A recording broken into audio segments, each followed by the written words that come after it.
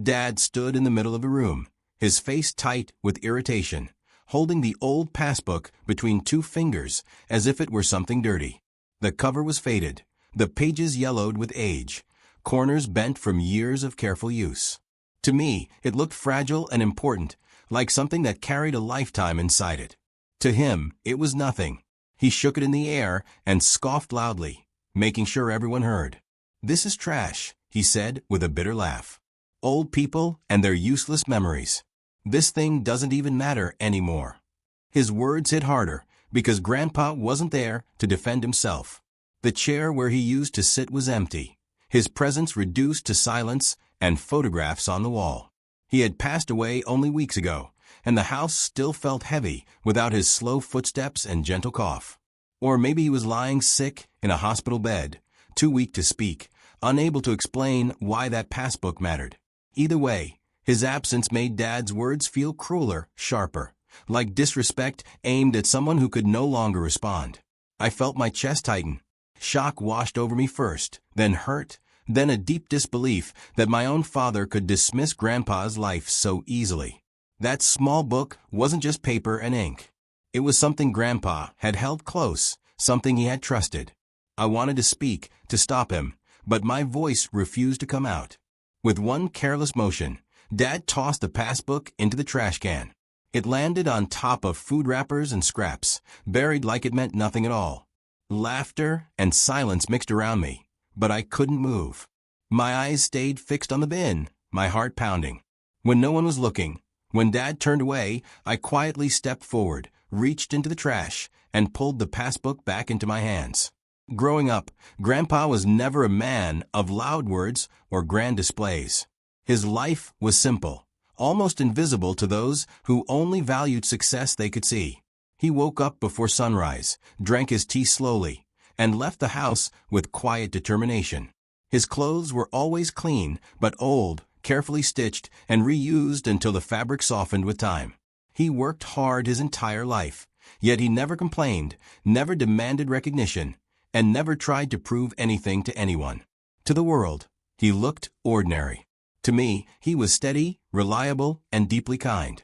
Money was a topic Grandpa avoided. He never discussed earnings, savings, or plans.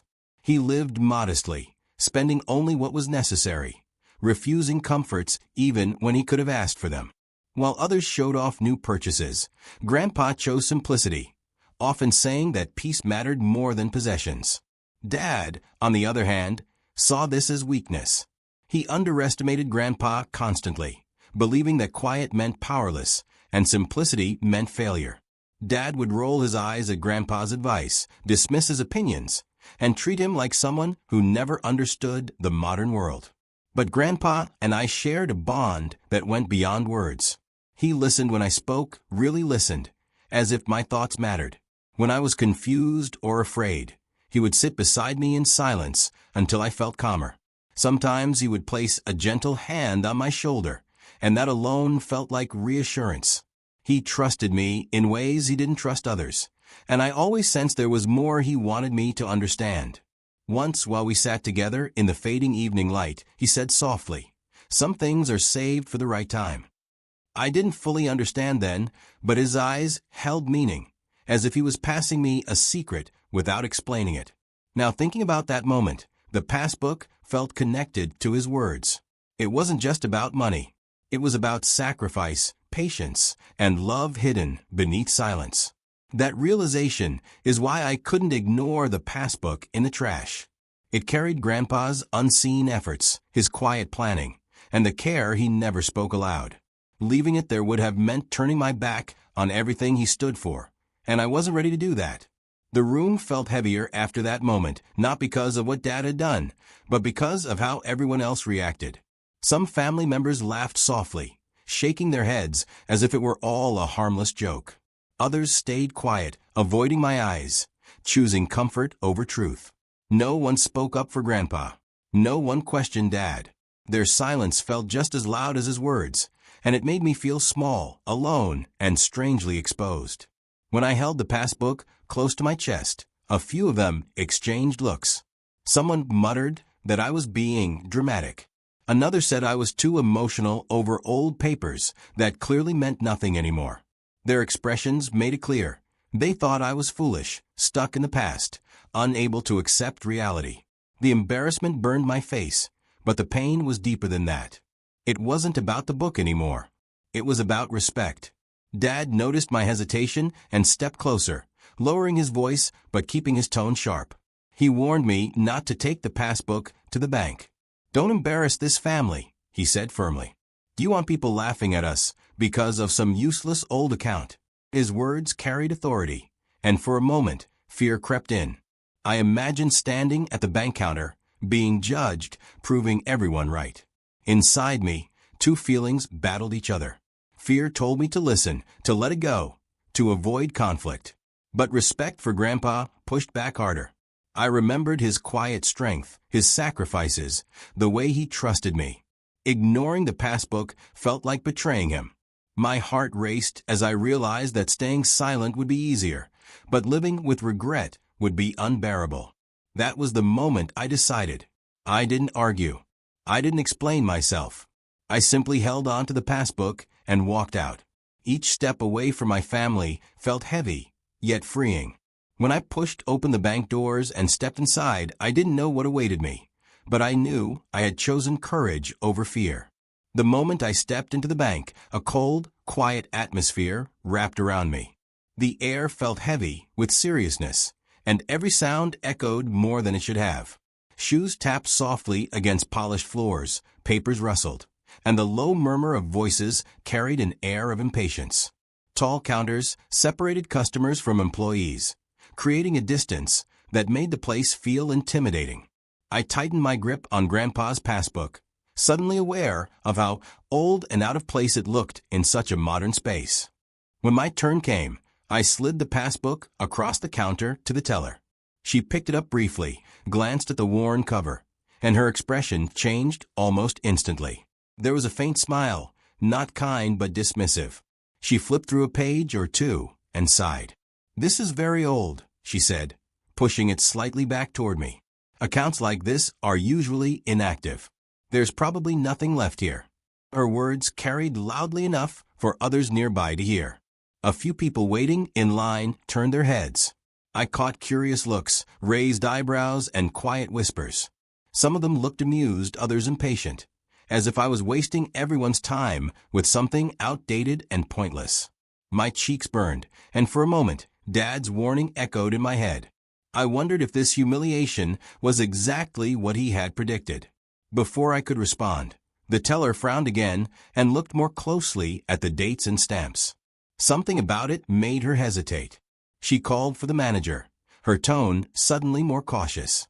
The waiting area grew quieter as the manager approached, a serious man with sharp eyes and calm authority. He took the passbook without a word and began examining it carefully. Time seemed to slow as he flipped through the pages. Each stamp, each handwritten entry held his attention. The room felt tense, as if everyone sensed something unusual was happening. I watched his face closely, my heart pounding in my ears. At first, his expression was neutral, professional, unreadable. Then, little by little, it changed. His brows furrowed, his posture straightened, and he stopped flipping pages altogether. He looked up at me, then back down at the passbook, as if confirming what he was seeing. The dismissive air in the room faded, replaced by curiosity and silence. I could tell something wasn't right in the way people expected. As the manager studied the passbook more carefully, I realized that Grandpa's quiet secret was about to surface, and whatever it was already changing everything. The manager asked me to step closer to the counter and lowered his voice, though the curiosity in the room was impossible to hide. He began asking careful, respectful questions about Grandpa, his full name, his date of birth, how long ago he had passed away. Each question made my chest tighten. It felt strange speaking about Grandpa in such a formal place, yet the manager's tone was different from everyone else's. It wasn't judgmental. It was cautious, almost reverent. After entering a few details into his system, he paused and looked at the screen for a long moment. Then he looked back at the passbook, flipping through every page slowly, as if afraid to miss something important. "This account hasn't been touched for decades," he said quietly, more to himself than to me. My heart skipped. Decades. The word echoed in my mind. Grandpa had never mentioned this. Not once. The manager straightened and explained that the account wasn't just a simple savings account. Over the years, it had accumulated interest, been quietly rolled into long-term investment plans, and even linked to land-based savings schemes that no longer existed for new customers. Grandpa had enrolled early, patiently, and wisely. While the world changed around him, this account had grown silently, protected by time and discipline. Every year it sat untouched, increasing in value, exactly as it was designed to do. When the manager finally revealed the amount, his voice remained calm, but the effect was explosive. The number was far beyond anything I had imagined. Enough to change a life, enough to secure a future. A sharp intake of breath rippled through the bank. Staff members froze. Customers openly gasped, no longer hiding their interest. The same people who had looked at me with amusement earlier now stared with disbelief. The manager nodded, almost impressed. He explained that Grandpa had shown remarkable foresight. He had trusted patience over pride, planning over display. He understood something many people don't, the manager said. Wealth doesn't need to announce itself. His words felt like a quiet tribute, spoken on Grandpa's behalf. As I listened, my eyes burned. Suddenly, everything made sense. Grandpa's modest life, his refusal to spend unnecessarily, his silence about money. It wasn't weakness. It was sacrifice. He had chosen a quiet path so that others could walk a safer one later. All those years, while being underestimated and dismissed, he had been building something meaningful without asking for credit. Standing there, surrounded by strangers, I felt closer to Grandpa than ever before. His silence had been intentional, his love carefully hidden, waiting for the right time. And now, that time had finally arrived. Just as I was trying to steady my shaking hands, the manager's assistant appeared at the entrance of the teller area and called out my father's name. "Sir, could you come here, please?" The words sounded ordinary, but the tone carried a weight that made everyone turn their heads. Dad walked in with his usual confident stride, a smug half-smile on his face, clearly expecting to assert control over the situation. He had no idea what awaited him. As soon as he reached the counter, the manager looked up and addressed him directly. "Mr. Dad's name, I believe you need to hear this." The manager's voice was calm, polite, yet firm, commanding attention. Then, without preamble, he began explaining what Grandpa had done, how the passbook had been untouched for decades, how it had accumulated interest, and how it was tied to investments that had grown far beyond what anyone could imagine. He spoke with respect, almost admiration, highlighting Grandpa's patience, wisdom, and foresight. Each word cut through Dad's confidence like a knife. I watched as my father's smug expression faltered, first into confusion, then disbelief, and finally into an almost visible crumpling of pride. The words he had mocked earlier, calling the passbook trash and Grandpa's life useless, echoed in his mind relentlessly. His lips parted, but no words came out. His usual authority and sharp tongue had abandoned him entirely. Around us, the silence in the bank became palpable. Family members who had once laughed or stayed indifferent now exchanged nervous glances. They witnessed firsthand what happens when disrespect meets wisdom. Dad's public humiliation was complete, his earlier arrogance now exposed in front of everyone, including strangers. Shame replaced his confidence, regret settled in his chest, and a heavy silence enveloped him. I felt a quiet satisfaction, not from malice, but from the justice of witnessing the truth unfold. Grandpa's integrity, patience, and love had spoken louder than any words Dad could have used. For the first time, the family truly understood what they had dismissed. And as Dad stood there, frozen and speechless, the consequences of disrespecting someone who had quietly given everything became crystal clear to everyone present. It was a moment that would remain etched in all our memories, forever. Holding the passbook tightly, I felt a wave of understanding wash over me. Grandpa's true wealth had never been about numbers or material possessions. It had been about wisdom, patience, and love. every decision he had quietly made, every sacrifice he had endured, and every lesson he had left unsaid now revealed itself in the most profound way. That simple book in my hands carried not just money, but decades of careful thought, hope, and the kind of foresight only a selfless heart could possess. I realized that Grandpa's legacy wasn't something to boast about. It was something to honor, protect, and carry forward. I took a deep breath and began considering how to use what Grandpa had left behind. Part of it would go toward education, ensuring younger family members, including myself, could follow dreams without limitations. Another portion could be given to charity, helping people who, like Grandpa, had quietly struggled without recognition or reward. And of course, part of it would support the family, providing security without arrogance or display. I wanted every decision to reflect Grandpa's values: humility, thoughtfulness, and love. This was his gift, and I intended to treat it with the same care he had shown over the years. As I looked around the bank, I whispered Grandpa's name softly, a promise echoing in my heart. I will honor you, Grandpa.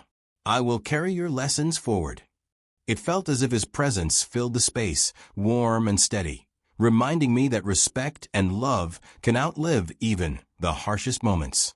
I could almost hear his quiet chuckle, the gentle reassurance he always offered when the world felt overwhelming. Dad stood beside me, still pale and shaken. He tried to speak, his voice cracking as he attempted an apology. Whether he meant it or was simply broken by the weight of guilt, it didn't matter. For the first time, he understood the cost of dismissing someone he should have respected. His silence, paired with regret, was a lesson in itself.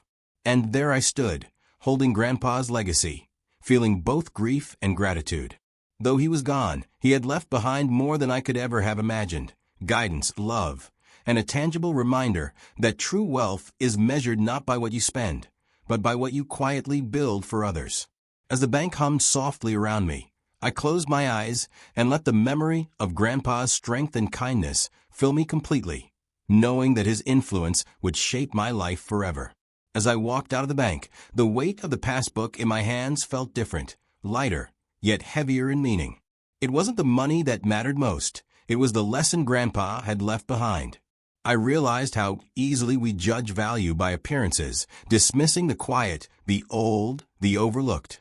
That faded little passbook had taught me more about patience, love, and foresight than anything I had ever been told. Respecting elders isn't just about words or gestures. It's about seeing the sacrifices they make in silence, honoring the effort that often goes unnoticed. Grandpa had spent his life giving without asking, building a future for those he loved without demanding recognition. That is the true measure of wealth, far beyond the numbers on a page. As I held the passbook close to my chest, I whispered promise to him, knowing that his legacy would live on in every choice I made, every life I touched, and every quiet act of love I carried forward. Some treasures are invisible, some lessons are silent, but their impact can last a lifetime. And in that moment, I understood something my heart would never forget. True love and wisdom never die. They only wait for the right time to be revealed.